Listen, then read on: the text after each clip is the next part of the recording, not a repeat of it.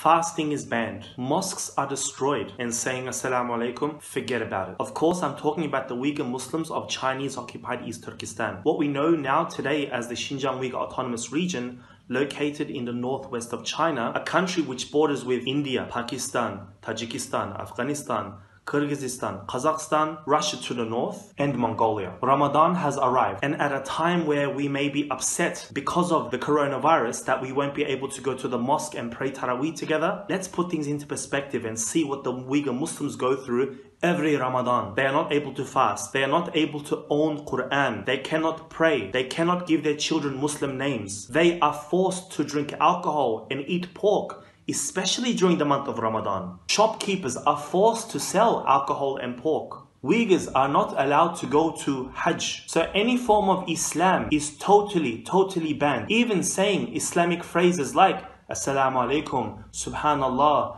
Alhamdulillah, Allahu Akbar, forget about it. This will land you in a concentration camp. You may have seen in the media recently, the vast majority of concentration camps arbitrarily detaining Uyghur Muslims simply for having a beard or wearing hijab or practicing Islam in any way. These camps are the same, if not worse, than what happened to the Jews over 75 years ago. Yes, this is a Muslim Holocaust happening in 2020, where Muslims go through various forms of torture like sterilization, gang rape of both men and women. Children are also taken away and adopted off to Han Chinese families. People go through tortures like sitting in tiger chairs for hours on end, interrogated for days, sleep deprivation, atrocities that are unheard of. So yes, while we may be going through a difficult time with COVID-19, this Ramadan, think about your Muslim brothers and sisters, the Uyghurs. While we are locked in our comfy homes, still allowed to practice in our homes, living in the free world, the Uyghur Muslims themselves can't even practice Islam in their own home because 1.1 million Chinese officials are forced to live with Uyghurs and monitor each and every move. Imagine someone forced you to live with a government official and they monitored each and every move that you made, the language that you spoke, whether you practice Islam or not. And one wrong move can land you into a concentration camp